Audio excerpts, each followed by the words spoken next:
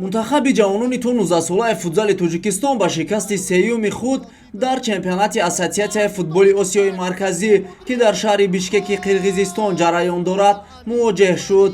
дар даври сеюм футзалбозони тоҷик бо ҳисоби калони 5-1 аз ҳамтоёни афғони худ шикаст хӯрданд.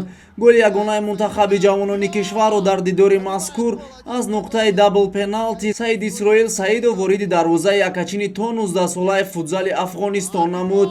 ин шикасти сеюми ҷавонони Тоҷикистон дар чемпионати Ассотсиатсияи футболи Осиёи Марказӣ ба ҳисоб меравад. ёдовар мешавем ки қаблан футзалбозони кишвар аз тимҳои футзали то 19-солаи Узбекистон ва Эрон низ мағлуб гардида буданд.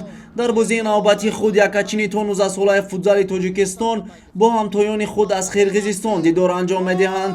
вохӯрии мазкур санаи 19 феврал дар назар аст. лозим ба ёдоварист ки сармураббии мунтахаби ҷавонони то 19-солаи Тоҷикистон мутахассиси эронӣ Мустафо Афшорӣ ба ҳисоб меравад.